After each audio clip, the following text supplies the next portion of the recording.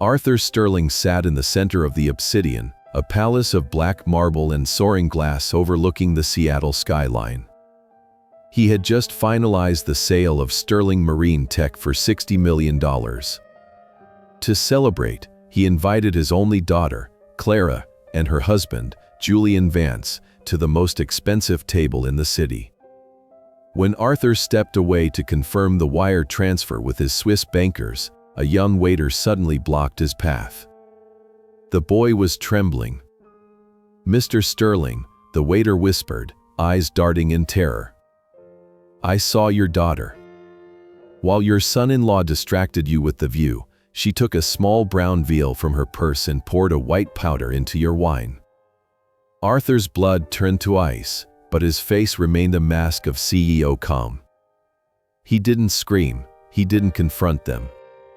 He simply walked back to the table, and with the practiced clumsiness of a man who knew exactly what he was doing, he knocked over a water glass. In the frantic 5 seconds of ice and napkins that followed, he switched his tainted glass with Clara's clean one. 15 minutes later, Clara's eyes rolled back into her head, her body went limp, and she collapsed onto the plush velvet booth. As the restaurant fell into a deathly silence, Arthur stood over her, not as a grieving father, but as a man who had finally seen the predators hiding in his own home. The rhythmic clink of silver against porcelain died instantly as the neighboring tables realized the celebration had turned into a medical emergency. Julian surged forward, his chair screeching against the polished floor, his face performing a frantic mask of shock that didn't quite reach his calculating eyes. Arthur watched him move, noting the way Julian's hands hovered near Clara's purse before he ever reached for her pulse. The air in the restaurant felt heavy and sterile as Arthur began his own performance, letting a shallow, ragged breath escape his lips to mimic the terror of a man watching his only child slip away. He fell to his knees beside the booth, grabbing Clara's limp hand and calling out for help with a voice that cracked perfectly on cue. The restaurant manager arrived within seconds, his professional composure crumbling as he saw the daughter of a $60 million titan unconscious on his floor.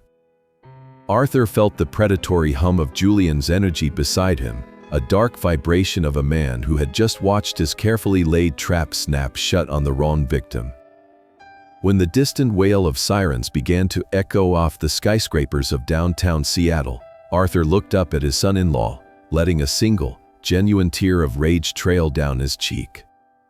Julian misinterpreted the moisture as weakness, leaning in to whisper that everything would be okay, while his fingers gripped Arthur's shoulder with a strength that felt more like a cage than a comfort. As the paramedics burst through the glass doors with their heavy gear, Arthur stepped back into the shadows of the marble pillars, his mind already calculating the variables of the war that had just begun. He watched them load Clara onto the gurney, her face pale under the harsh LED lights, and he knew that every second from this moment forward was a countdown to Julian's destruction. The sliding glass doors of St. Luke's emergency room hissed shut behind the gurney, sealing out the damp Seattle night and replacing it with the relentless hum of fluorescent lights and the sharp, chemical tang of antiseptic. Arthur Sterling stood in the center of the intake bay, his expensive wool overcoat feeling suddenly heavy, his shoulders slumped in a posture of defeat that he had meticulously crafted during the frantic ambulance ride. To any casual observer, he was a man unmoored, a wealthy titan reduced to a trembling shell by the sight of his only daughter's sudden collapse. But behind the hand he held over his mouth to stifle feigned sobs, Arthur's eyes were cold and analytical, tracking every micro-expression on Julian Vance's face.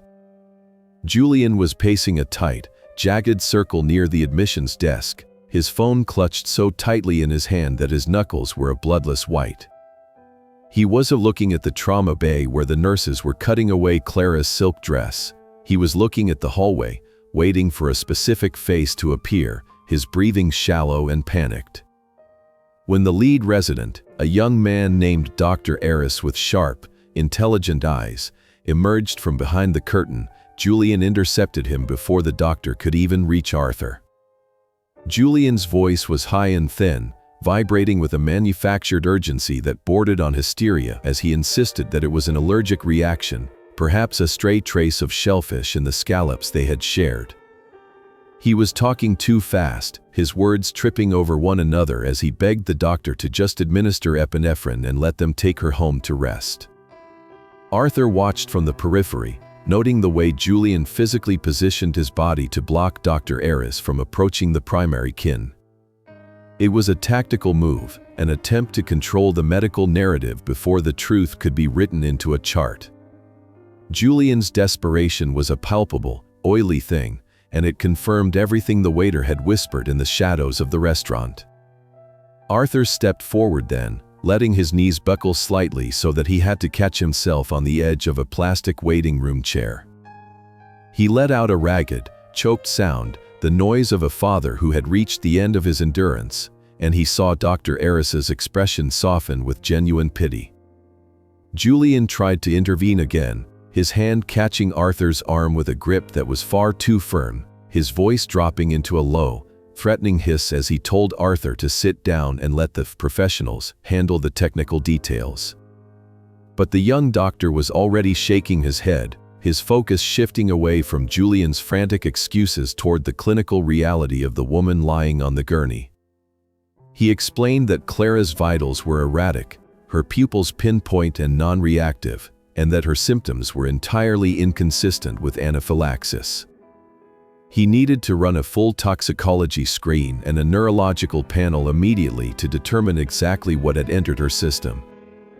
The moment the word toxicology left the doctor's mouth, the mask Julian had been wearing slipped for a fraction of a second, revealing the raw, logistical terror of an accomplice whose weapon had just backfired. He began to argue, his voice rising into a sharp, defensive bark as he claimed that Clara had a history of sensitivity and that invasive tests would only traumatize her further. He went so far as to suggest that Arthur was too overwhelmed to make sound decisions and that as her husband, he was refusing consent for any blood work that wasn't strictly necessary for stabilization. It was a bold, reckless gambit, one that signaled Julian was no longer just protecting a secret but was actively fighting for his own survival. Arthur remained silent, huddled in his chair, playing the part of the broken elder while he memorized the exact shade of gray Julian's skin had turned under the hospital lights. Dr. Eris was not easily intimidated, his professional skepticism clearly piqued by Julian's erratic refusal of standard care. He informed Julian in a flat, clinical tone that in the event of a suspected overdose or unknown poisoning, the hospital was legally obligated to follow a specific diagnostic protocol, especially when the patient was unconscious and unable to advocate for herself. As the doctor turned back toward the trauma bay to order the labs, Julian spun around, his eyes darting toward the exit, his hand going back to his phone to send a frantic, one-handed text. Arthur knew exactly who was on the other end of that message. He could see the gears turning in Julian's mind, the frantic recalculation as the son-in-law realized the hospital's neutral staff was a variable he couldn't bribe or bully. The silence of the waiting room was broken only by the squeak of Julian's designer shoes on the linoleum, a sound that underscored the predatory panic of a man who realized the lion wasn't just awake, but was watching him from the tall grass. Arthur closed his eyes, leaning his head back against the cold wall, and felt the first true spark of a different kind of adrenaline.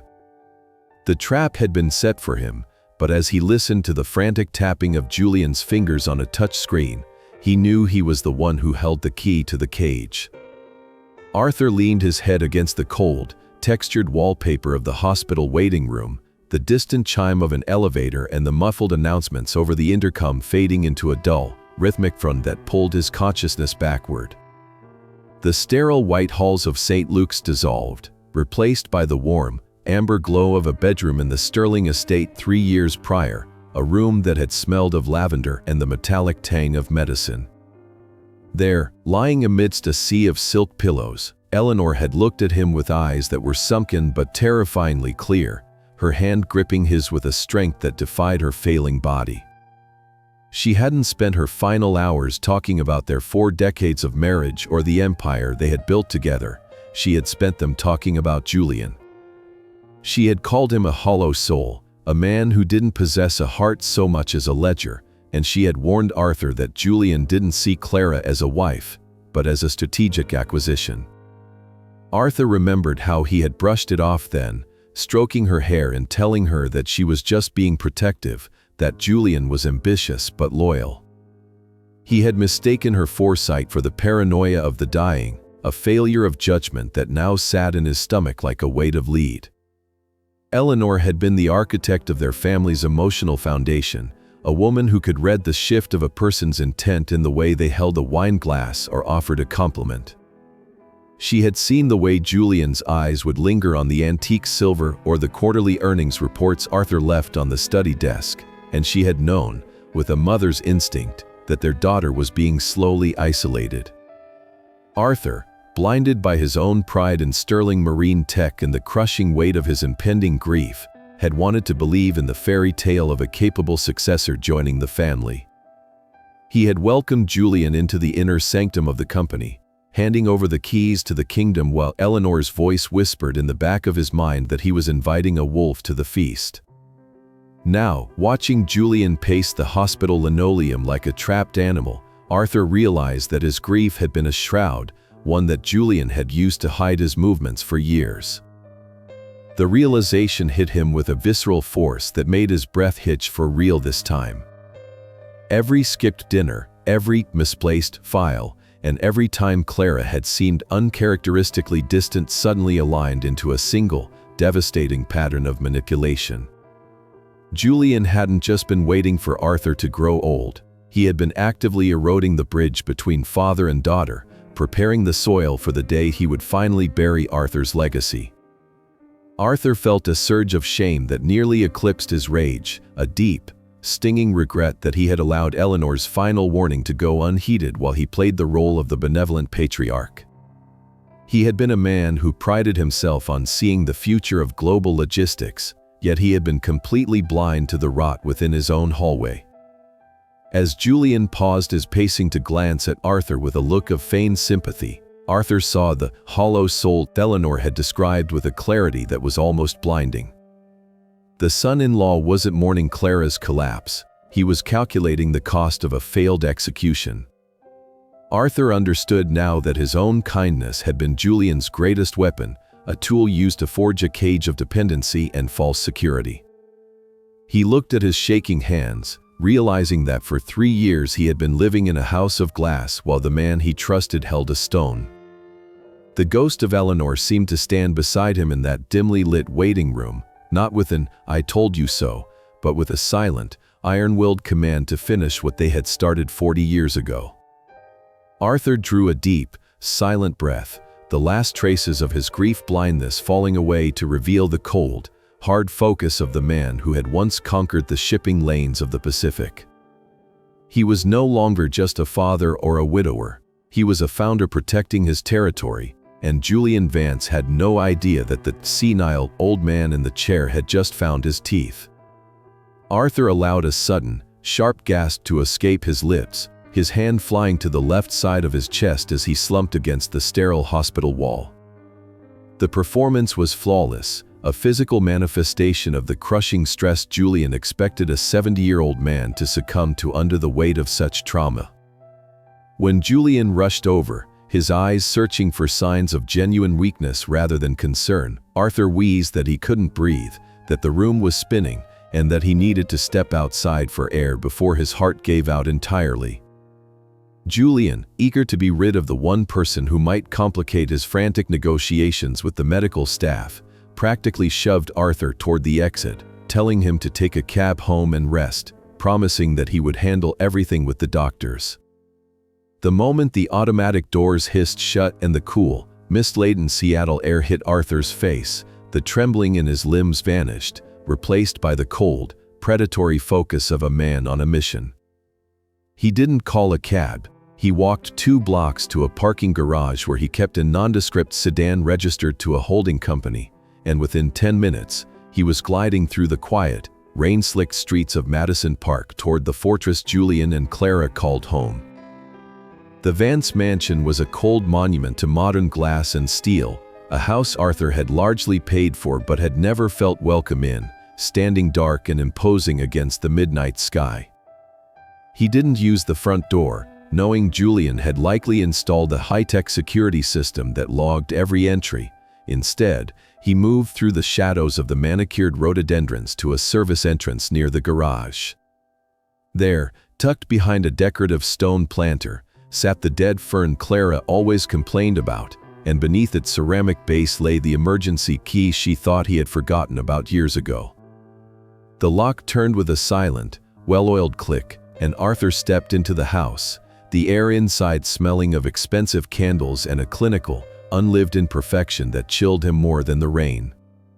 He moved with practiced silence, his footsteps swallowed by the thick wool rugs as he bypassed the grand staircase and headed straight for Julian's private study in the north wing.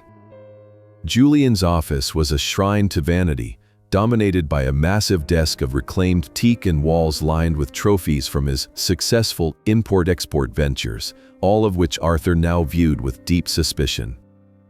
Arthur didn't bother with the desk drawers, knowing a man like Julian would keep his most sensitive liabilities tucked away in the shadows. He moved to the built-in bookshelves, running his fingers along the spines until he felt the slight, irregular gap behind a set of leather-bound maritime law journals. With a firm press, a hidden panel clicked open, revealing a wall-mounted biometric safe, the kind that required a passcode and a physical key to bypass. Arthur felt a grim satisfaction as he pulled a small, high-frequency hacking device from his coat pocket, a tool he had acquired years ago for corporate security audits. He spent the next 3 minutes in absolute stillness, the only sound the faint, electronic chirping of the device as it cycled through millions of combinations, until finally, the heavy steel bolt retracted with a dull, echoing thud. Inside the safe, nestled between stacks of cash and offshore bank records, lay a sleek black external drive and a thick manila folder labeled with a cryptic code. Arthur's heart hammered against his ribs as he flipped through the pages, his eyes darting across shipping manifests, customs declarations, and internal memos that laid out a strategy far more sinister than simple inheritance theft. He saw his own company's logo, Sterling Marine Tech, stamped on documents Julian had no authority to sign, detailing specialized cargo being moved through the green lanes, the fast-track shipping routes Arthur had spent decades securing through federal compliance. He realized then that Julian hadn't just been stealing his money, he had been hollowed out Arthur's life's work, using the Sterling name as a shield for something that looked very much like high-stakes smuggling. Every page was a nail in Julian's coffin, a paper trail of betrayal that reached back years, proving that the plan to drug Arthur wasn't just about greed, but about silencing the only man who could stop the audit that was about to expose Julian's criminal empire. Arthur tucked the folder under his arm and pocketed the drive, his face set in a mask of iron as he relocked the safe and vanished back into the Seattle mist, leaving the house as silent as a tomb. The digital trail began in a folder titled Project Sunset, a name that felt like a deliberate insult to the twilight of Arthur's career.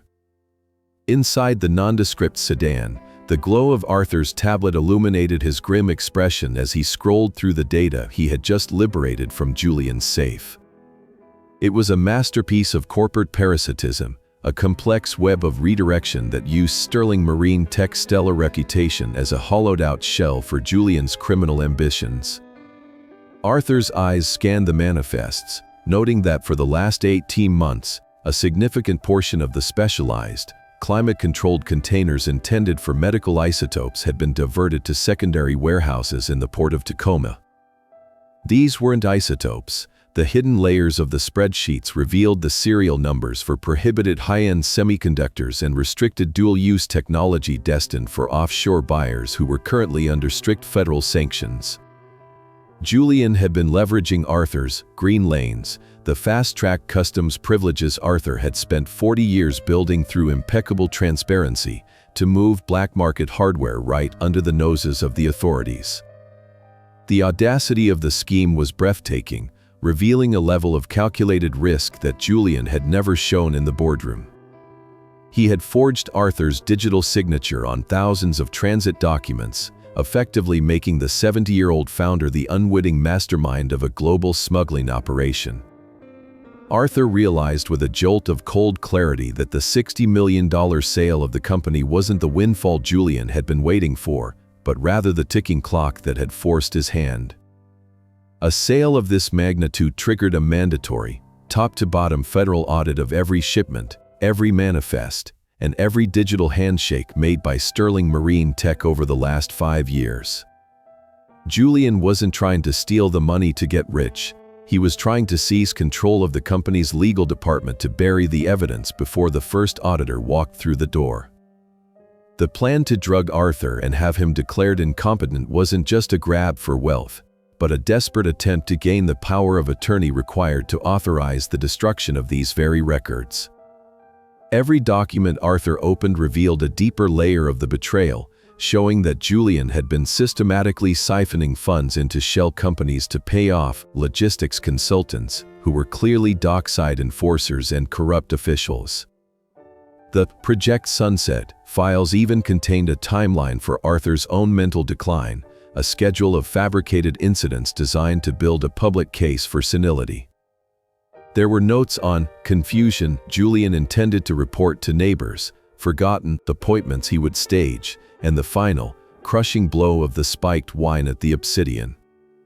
Julian had calculated that a man reeling from the sudden stroke-like symptoms of a chemical attack would be in no position to argue when the emergency court hearing was called. It was a clinical, cold-blooded erasure of a human being's life and legacy, all to protect a smuggling ring that would eventually have collapsed under its own weight. Arthur felt a strange, detached sense of pride in the sheer complexity of the fraud, a recognition of the intelligence Julian had wasted on destruction rather than creation.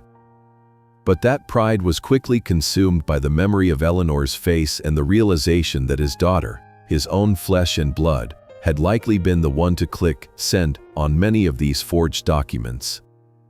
He looked at the serial numbers of the smuggled tech and realized the scale of the disaster Julian had invited into their home. This wasn't just corporate theft, but a federal crime that carried decades of prison time.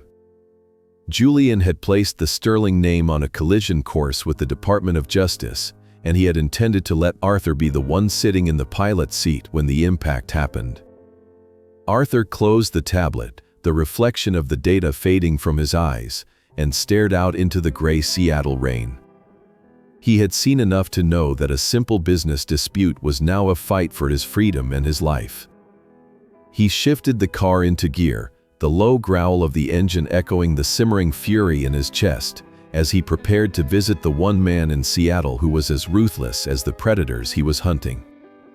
The lion had found the scent of the kill, and the audit Julian so desperately feared was no longer coming from the government. It was coming from the man he had called Dad. The clock on the dashboard of Arthur's sedan clicked to 4 o'clock in the morning, the numbers glowing a cold, radioactive green against the pre-dawn shadows of downtown Seattle.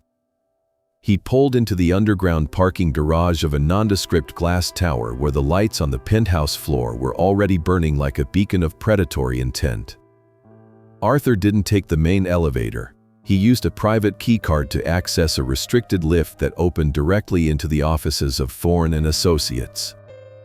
Elias Thorne was already standing by a floor-to-ceiling window, a silhouette against the rainy skyline, holding a crystal glass of amber liquid that certainly wasn't apple juice.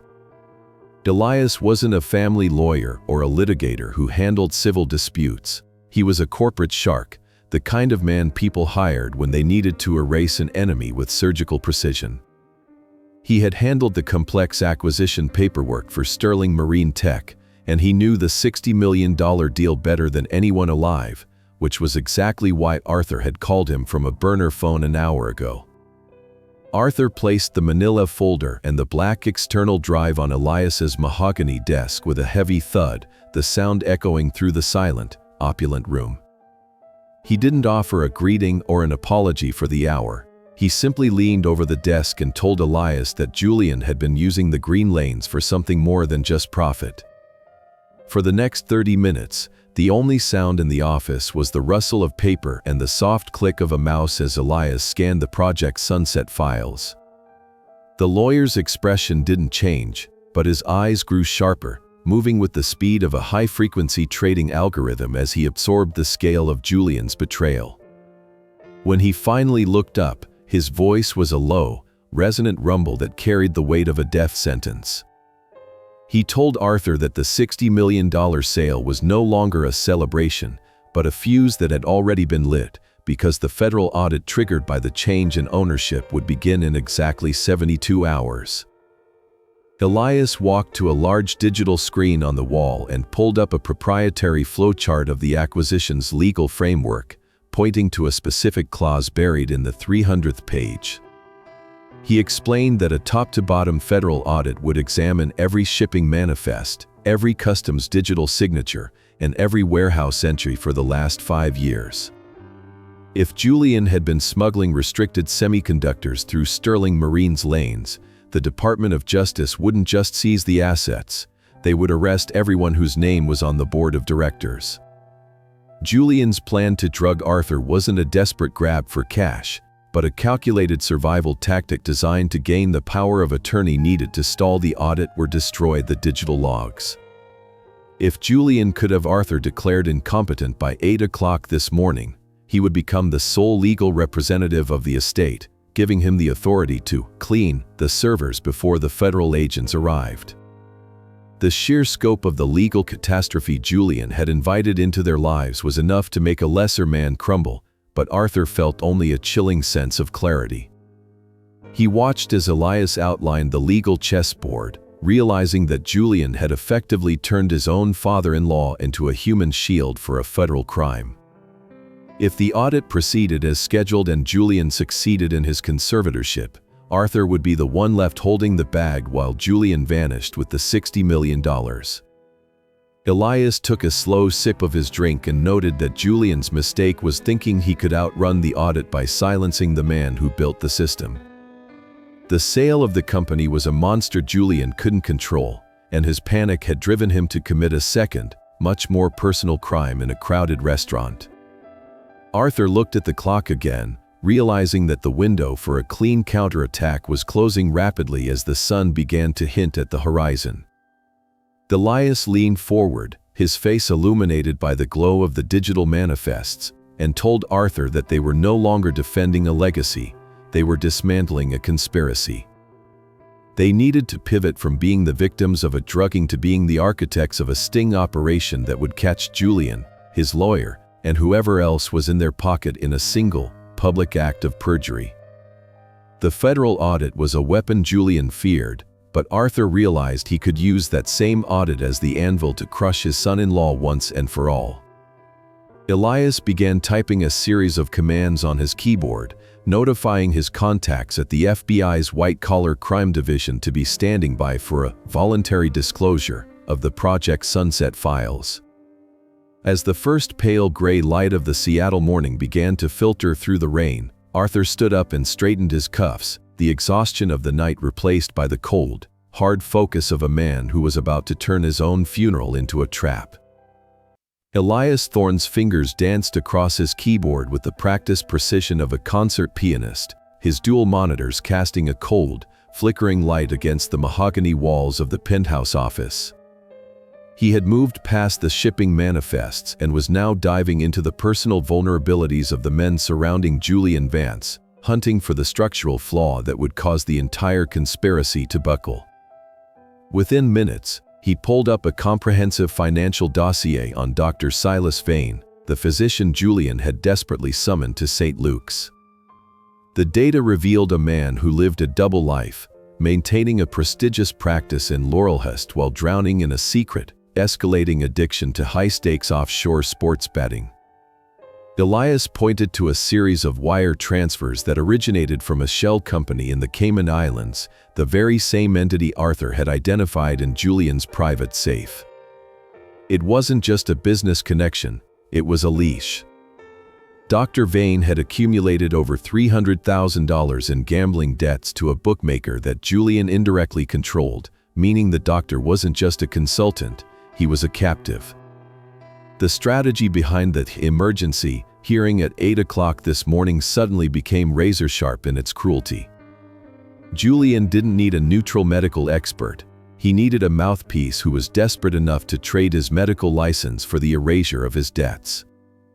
Elias explained that Silas Vane was the weakest link in the chain because his testimony was the only thing that could bridge the gap between Arthur's confusion at the restaurant and a legal declaration of incompetence.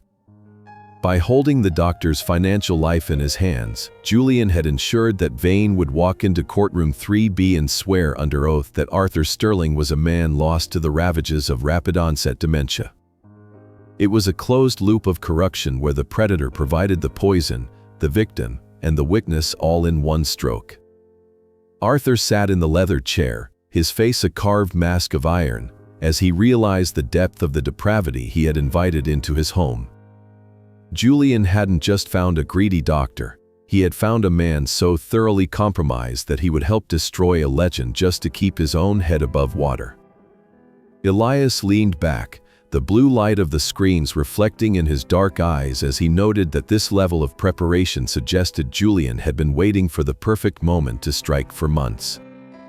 The spiking of the wine wasn't a spontaneous act of desperation, but the final precipitating event required to activate Dr. Vane's pre-written medical narrative. Julian needed a crisis that looked like a stroke or a psychotic break to justify an emergency intervention before the federal audit could begin.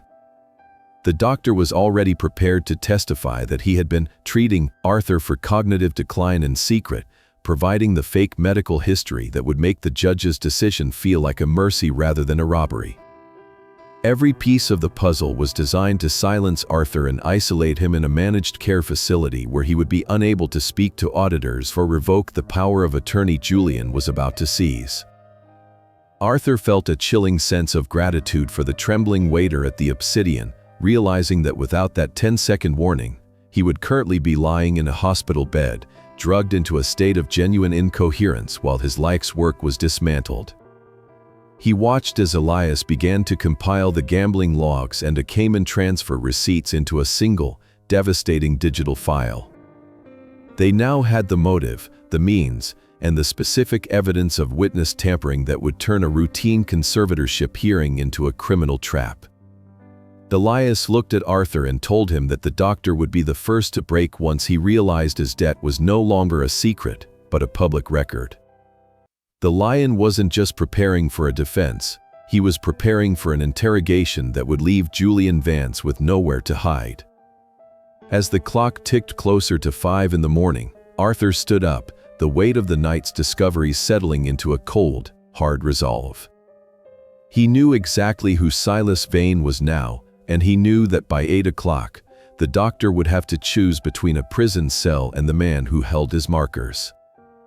The sun had not yet crested the rugged peaks of the Cascades when Arthur's personal cell phone began to vibrate against the mahogany surface of Elias Thorne's desk, its hum sounding like a rattlesnake in the silent penthouse. Arthur checked the caller ID and saw Julian's face, a staged photo of him smiling at a charity gala, and he felt a cold, familiar surge of adrenaline.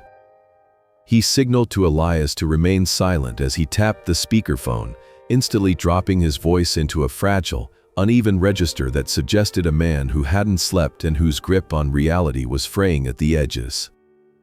Julian's voice came through the line sounding like a masterpiece of manufactured tragedy, thick with the weight of a man carrying a burden too heavy for his shoulders. He began by telling Arthur that Clara was stable but that the hospital had placed her in a psychiatric observation wing, claiming her collapse had been triggered by a severe emotional break brought on by the stress of Arthur's recent erratic behavior. It was a masterful pivot, a double-edged lie that simultaneously isolated Clara and laid the groundwork for Arthur's own destruction by framing his supposed senility as the cause of his daughter's ruin. Arthur let out a long, shuddering breath, his fingers tracing the edge of the Project Sunset folder while he stammered that he didn't understand, that everything was a blur since the restaurant. Julian's tone shifted then, becoming patronizingly soft, the voice of a predator lulling its prey into a sense of helpless dependency. He told Arthur that he was deeply worried about his father-in-law's confusion and that he had taken the liberty of calling a family friend, the esteemed Dr. Silas Vane, to perform a discreet wellness check. Julian insisted that Arthur needed to be at his Madison Park home in 30 minutes to meet the doctor, claiming it was for his own protection and for the sake of Clara's recovery. The gaslighting was so seamless, so clinical, that Arthur realized Julian truly believed he had already won the psychological war. Julian was no longer just a son-in-law. He was a self-appointed guardian, speaking with the quiet authority of a man who expected the keys to a $60 million kingdom to be handed over by a broken old man. Every word from Julian was a calculated strike against Arthur's dignity, a series of subtle suggestions that Arthur's memory was failing and that his outbursts were becoming a liability.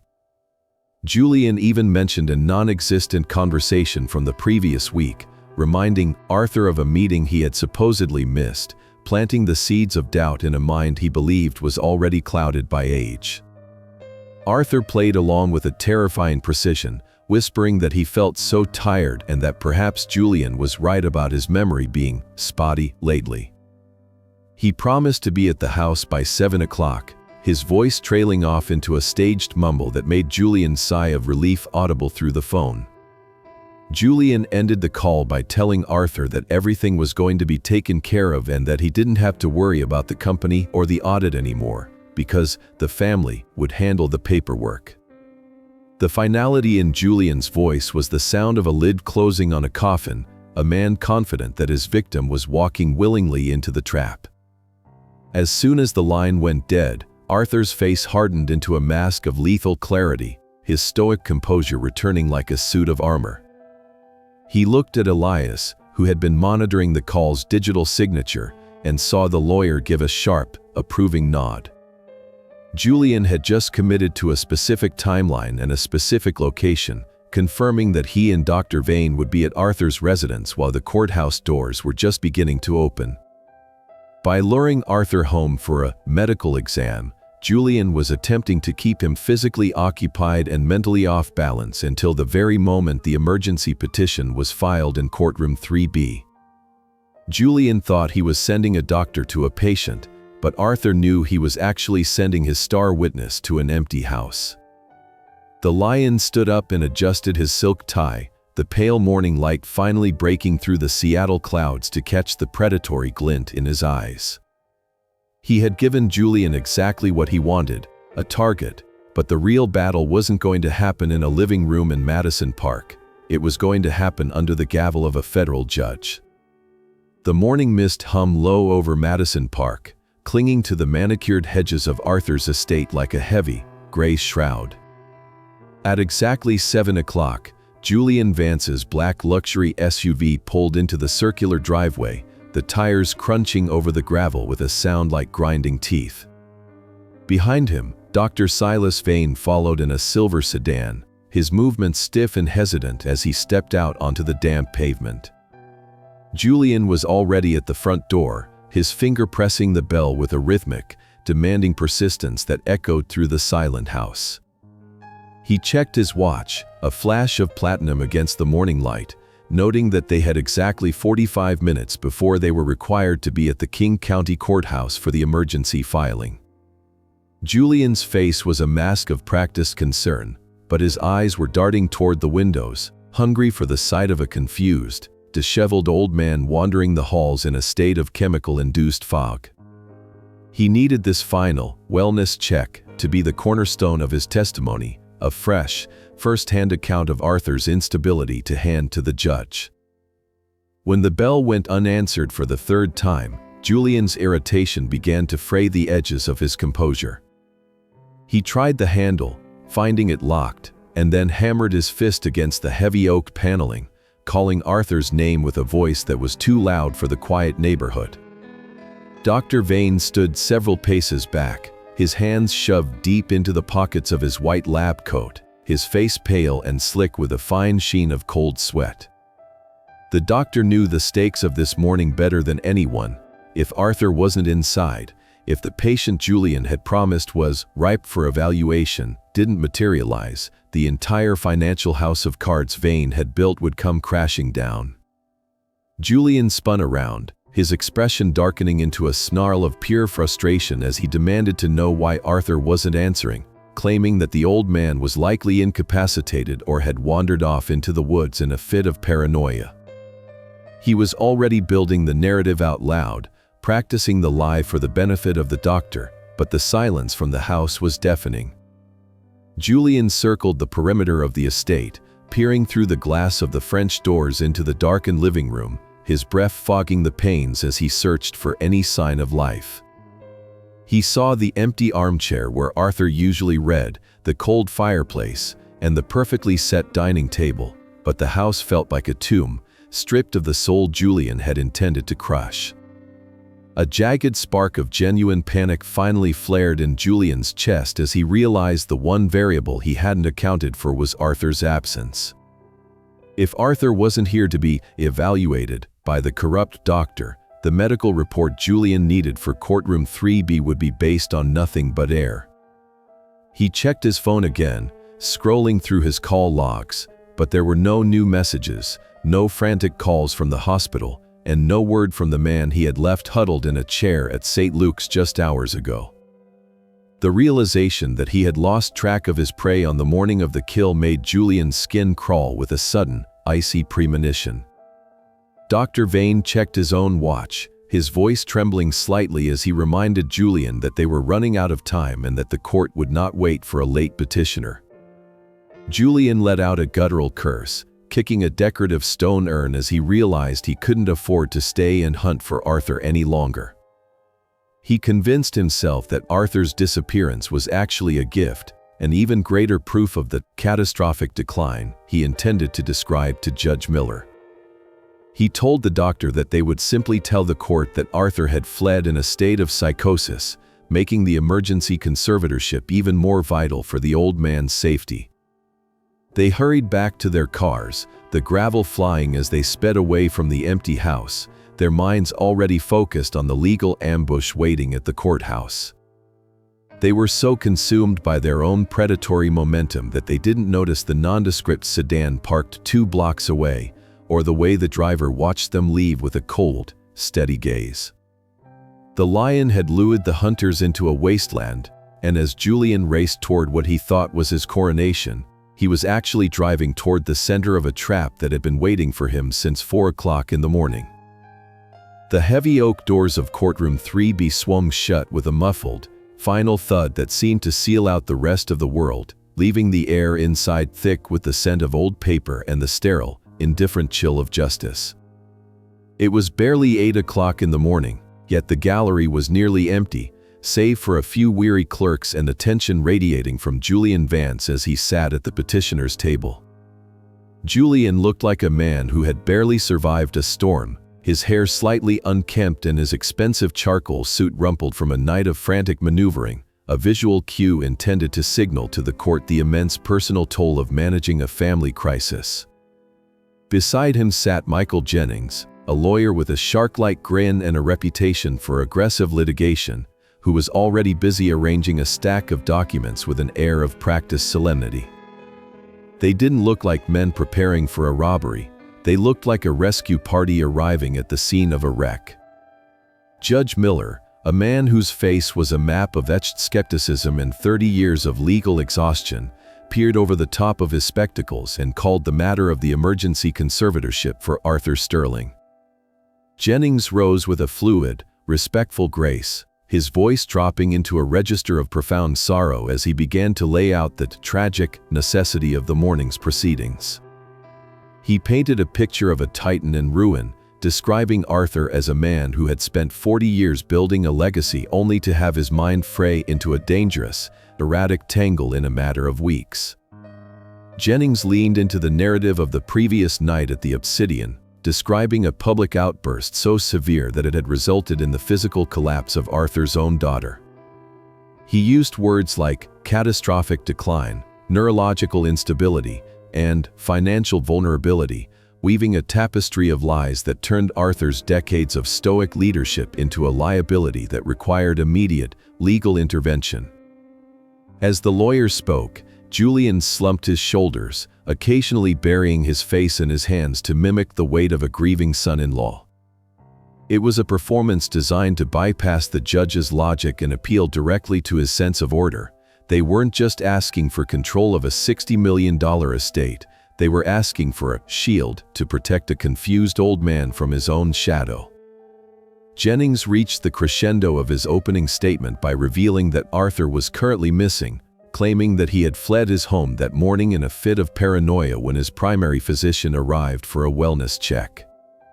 He argued that every second Arthur remained in control of his faculties was a second that the Sterling legacy was at risk of being liquidated by a man who no longer knew his own name. The room felt heavy with the silence that followed, a void that Jennings intended to fill with the weight of the court's authority. Julian was then called to the stand to provide contextual testimony, and his voice trembled with a terrifyingly accurate facsimile of heartbreak as he described Arthur's supposed confusion. He told the judge about forgotten business meetings and imaginary enemies, creating a medical history out of thin air that pointed directly toward a diagnosis of rapid-onset dementia. He made it sound as though he and Clara had been suffering in silence for months, protecting Arthur's dignity until the violence of the previous night made silence impossible.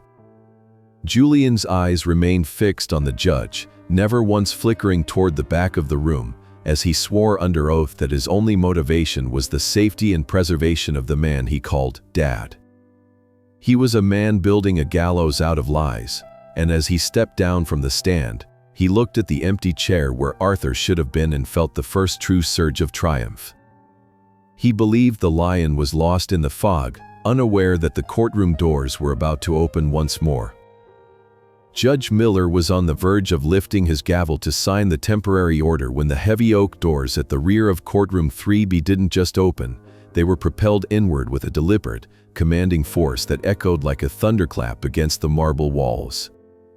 The sudden intrusion caused Julian to flinch violently in his seat, his neck snapping around as the smug mask of triumph he had been wearing shattered into 1,000 jagged pieces of pure, unadulterated terror. Arthur Sterling did not shuffle into the room. He strode down the center aisle with the terrifying grace of a predator who had finally tired of the game, his back straight and his presence filling the sterile air with an almost physical pressure. He was dressed in a bespoke midnight blue suit that cost more than Julian's sedan, his silver hair perfectly groomed and his eyes burning with a cold, lethal intelligence that was a far cry from the wandering lunatic Jennings had just described. Behind him walked Elias Thorne, carrying a slim leather briefcase and wearing the expression of a man who had already decided where the bodies would be buried. The silence that fell over the courtroom was absolute, a heavy, suffocating weight that seemed to drain the oxygen from Julian's lungs as he stared at the father-in-law he had supposedly left, missing and psychotic. Arthur didn't look at the judge immediately. He kept his gaze locked on Julian, a slow, predatory smile tugging at the corners of his mouth that made the son-in-law visibly recoil. Julian's lawyer, Jennings, was frozen with his mouth half open, his hand still holding the pen he had intended to use to finalize the theft of $60 million. The atmosphere in the room shifted instantly from a somber family tragedy to a high-stakes corporate execution, the very air vibrating with the realization that the victim was now the highest-ranking official in the room. Judge Miller leaned forward, his spectacles slipping down his nose as he looked from the vibrant, imposing man in the aisle to the trembling, waxy-faced petitioner at the table. Arthur reached the bar and stood beside Elias Thorne, inclining his head toward the bench with a polite, razor-sharp professionalism that made Julian's earlier performance look like a high school play. Elias spoke first, his voice a resonant, baritone chime that commanded the room's undivided attention as he apologized for their slight tardiness, noting that they had been busy compiling a voluntary disclosure for the federal authorities. He informed the judge that his client, Mr. Sterling, was not only in perfect health but was here to contest the petition as a fraudulent attempt to obstruct justice. Julian made a small, strangled sound in the back of his throat, his hands gripping the edge of the table so hard the wood groaned, but he found he couldn't speak. His voice had been strangled by the sudden, terrifying sight of the man he thought he had erased. Arthur finally turned his gaze to the judge, his voice steady and resonant as he addressed the court with the calm authority of a man who had built empires from nothing. He told the judge that while he appreciated Mr. Vance's concern for his health, he found it curious that his son-in-law had spent the morning trying to have him committed while Arthur was busy securing the future of Sterling Marine Tech. He didn't raise his voice, yet every word was a hammer blow against the lies Julian had spent the last hour meticulously constructing. Julian looked around the room like a cornered rat, searching for an exit, but the doors were now guarded by the silent, imposing presence of Arthur's security detail.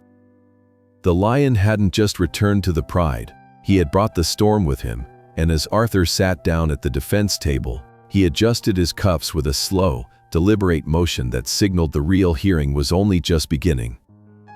Judge Miller's gaze shifted toward the witness stand, where Dr. Silas Vane sat huddled like a man waiting for a firing squad to take aim. The air in courtroom 3B had grown frigid, a sharp contrast to the manufactured warmth Julian Vance had attempted to cultivate only minutes prior. Elias Thorne rose from the defense table with a slow, feline grace that signaled the beginning of the end, his hand resting lightly on a stack of documents that Julian realized, with a sudden jolt of terror, were not medical records. Elias did not begin with questions about Arthur's cognitive health or the events at the restaurant. Instead, he approached the stand with a polite, lethal curiosity and asked the doctor to confirm the primary source of his income over the last 12 months. Dr. Vane's voice was a barely audible rasp as he attempted to cite his private practice in Laurelhurst, his eyes darting toward Julian in a silent, desperate plea for intervention that went entirely unanswered. Elias walked to the court's digital easel and displayed a series of bank statements from a shell corporation in the Cayman Islands, the same RF Imports entity that Arthur had found hidden in Julian's private safe. He asked the doctor to explain why a medical professional was receiving biweekly payments of $15,000 from a global logistics shell company owned by the petitioner's son-in-law. Julian's lawyer, Jennings, jumped to his feet with a frantic objection regarding relevance, but Judge Miller silenced him with a single, sharp look that promised severe consequences for any further interruptions. The silence that followed was absolute, broken only by the frantic scratching of the court reporter's keys as the doctor's face turned a translucent shade of gray. Elias leaned in closer, his voice dropping into a low, resonant rumble as he asked Dr. Vane if it was true that his prestigious medical career was currently being subsidized by Julian Vance to cover over $300,000 in gambling debts to an offshore sportsbook. The revelation hit the courtroom with the force of a physical blow, stripping away the doctor's professional veneer and revealing the desperate, compromised man underneath. Dr. Vane began to tremble, his hands clenching the wooden railing of the witness stand until his knuckles were white, and he looked at Arthur with a mixture of shame and primal fear. Elias didn't give him a chance to recover. He pulled up the gambling logs and the specific wire transfers that proved Julian had effectively purchased the doctor's testimony for the price of his debts. The lawyer asked the doctor if the emergency wellness check he had allegedly performed that morning at Arthur's home was as fabricated as the diagnosis he had just provided under oath. He pressured the witness to admit that he had never once treated Arthur Sterling for dementia, and that the symptoms he had described were nothing more than a script provided by Julian Vance to facilitate a $60 million robbery. Under the weight of the evidence and the looming threat of a perjury charge that would end his life as a free man, Dr. Vane finally shattered. It wasn't a slow breakdown, but a sudden, hysterical eruption of truth that filled the room with the stench of the conspiracy. He sobbed into his hands, crying out that he had no choice, that Julian had threatened to expose his debts to the medical board and destroy his family if he didn't cooperate. He confessed that Julian had provided him with the brown vial of olanzapine and instructed him exactly how to describe the rapid onset symptoms to the court. The doctor pointed a shaking finger at Julian, who was now slumped in his chair like a hollowed-out suit, and screamed that the entire petition was a sham designed to bury a federal audit. The judge's face was a mask of thunderous outrage as he listened to the man he had almost trusted describe a depraved plot to chemically erase a human being's mind for profit.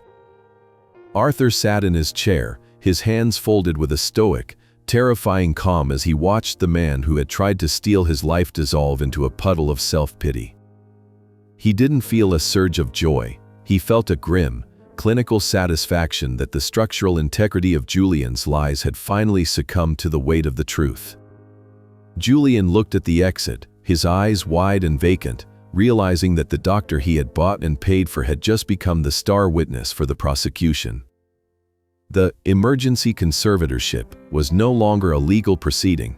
It had become a public execution of Julian's character and his freedom. Elias Thorne looked back at Arthur and gave a single, imperceptible nod, signaling that the weakest link had broken exactly where they had predicted. The lion had watched the jackal tear itself apart, and as the judge called for a brief recess to consult with the bailiffs, the air in the room felt clean for the first time in years. The heavy silence that followed Dr. Vane's hysterical confession was punctuated only by the rhythmic, sharp ticking of the wall clock, a sound that felt like the steady march of a firing squad. Julian Vance sat ashen-faced at the petitioner's table, his breathing sounding like a shallow rattle as he watched his carefully constructed world dissolve into a ruin of perjury and betrayal. Judge Miller didn't immediately speak. He simply stared at Julian with a look of profound, icy disgust that seemed to pin the younger man to his chair.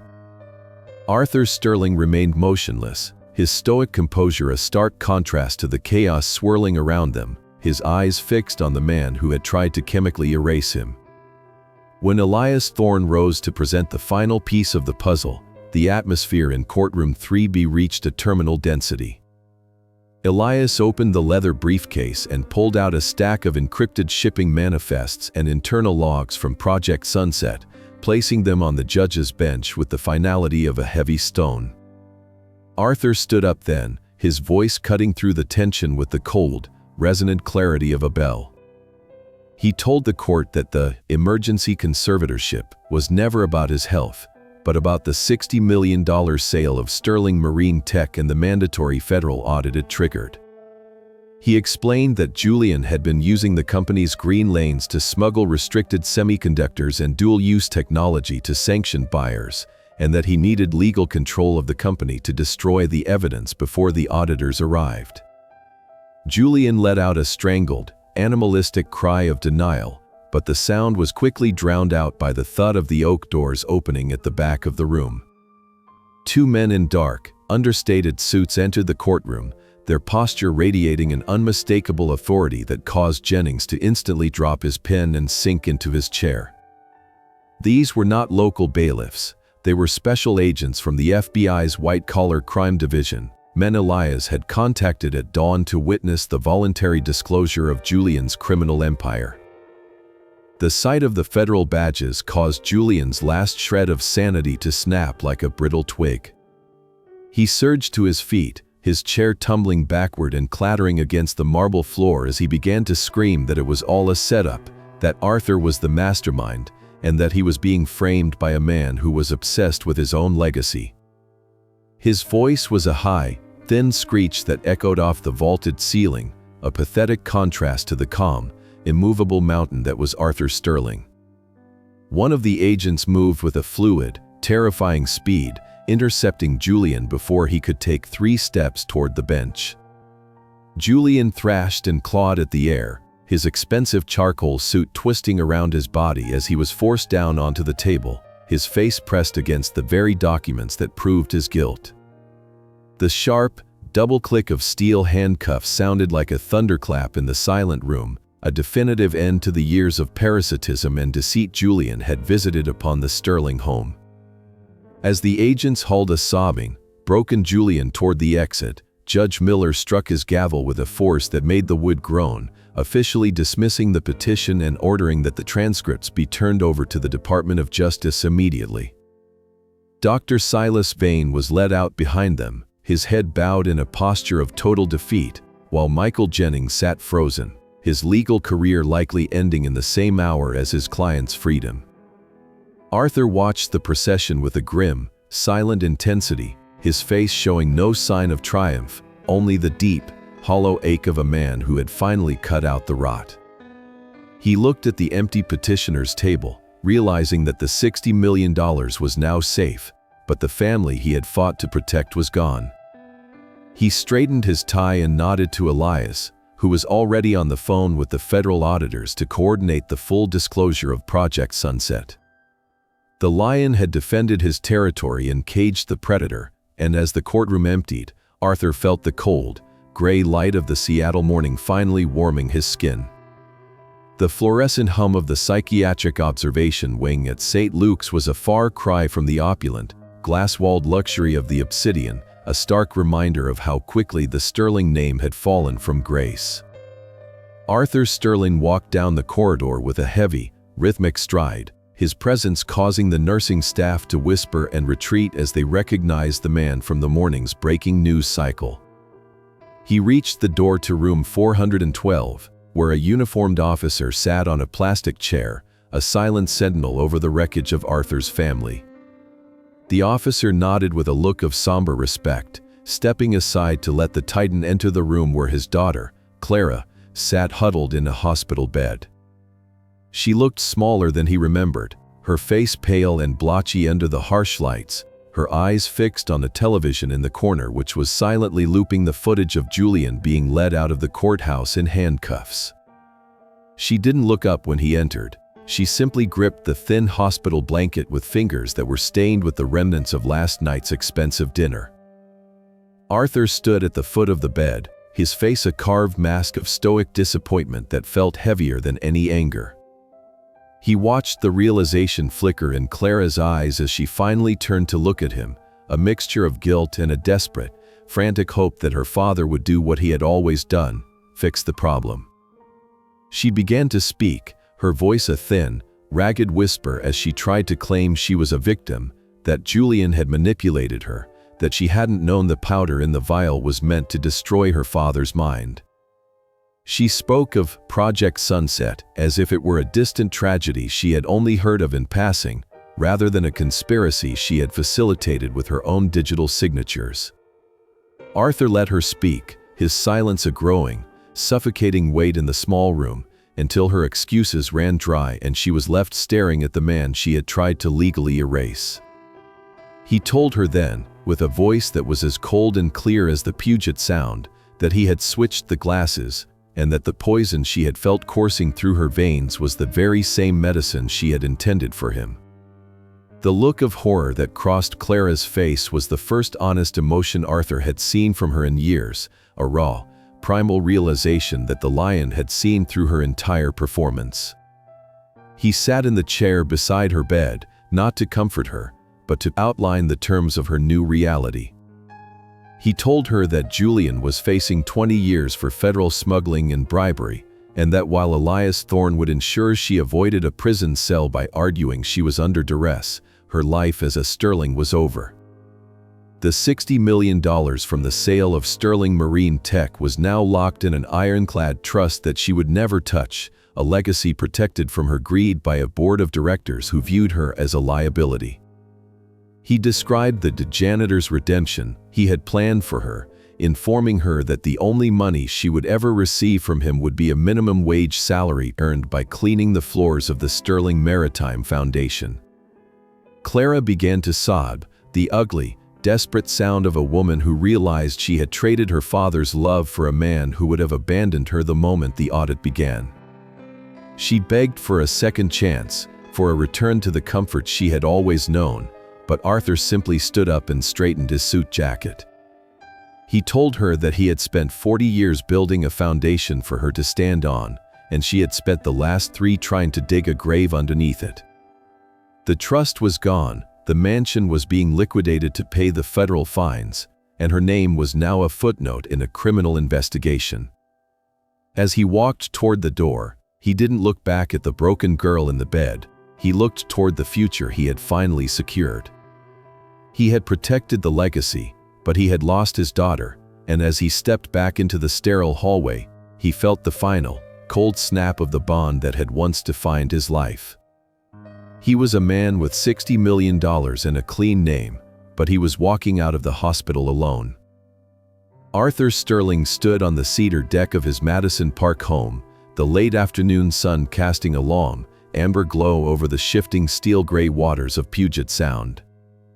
The air was crisp, carrying the salt-tinged scent of the Pacific and the distant hum of a container ship navigating the very shipping lanes he had protected with his life. He took a slow, deep breath, feeling the tension that had lived in his chest for months finally dissolve into a quiet, hollow peace. The federal audit had officially begun 3 days ago, but with Elias Thorne's surgical cooperation and the voluntary disclosure of the Project Sunset files, the investigators were moving through sterling marine tech like a precision blade, separating the rod of Julian's smuggling ring from the ironclad integrity of the original foundation. Arthur was no longer the target of a Department of Justice sting. He was the primary witness who had saved a $60 million legacy from being consumed by a shadow empire. He watched a solitary hawk circle above the shoreline, its wings steady against the updraft, and he felt a profound sense of clarity that he hadn't known since before Eleanor's passing. The house behind him was silent, stripped of the predatory tension that Julian and Clara had brought into its halls, yet it no longer felt like a tomb. Arthur had spent the morning walking through the rooms, touching the spines of the books Eleanor had loved and sitting in the study where he had once ignored her warnings, and he found that the shame had been replaced by a quiet, determined resolve. He had secured the legacy she had cherished, ensuring that the wealth they'd built together would fund the maritime foundation dedicated to the very transparency Julian had tried to destroy. The Lions audit was complete, and while the casualties were his own flesh and blood, Arthur knew that mercy without justice was merely an invitation for further betrayal. He thought of Clara, likely finishing her first shift in the sanitation department of the foundation, and he hoped that the weight of the mop in her hand would eventually teach her the lessons his checkbook never could. There was a hard kind of grace in the solitude he now occupied, the silence of a man who had stood his ground against the storm and remained standing when the clouds finally parted. Elias Thorne had called an hour ago to confirm that the Swiss wire transfers were finalized and that the Sterling Maritime Foundation was now one of the most well-funded nonprofits in the Pacific Northwest.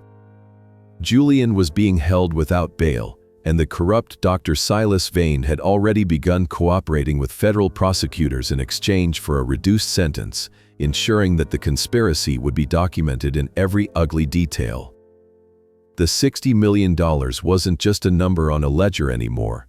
It was a fortress, a bastion of ethics in an industry Julian had tried to turn into a black market.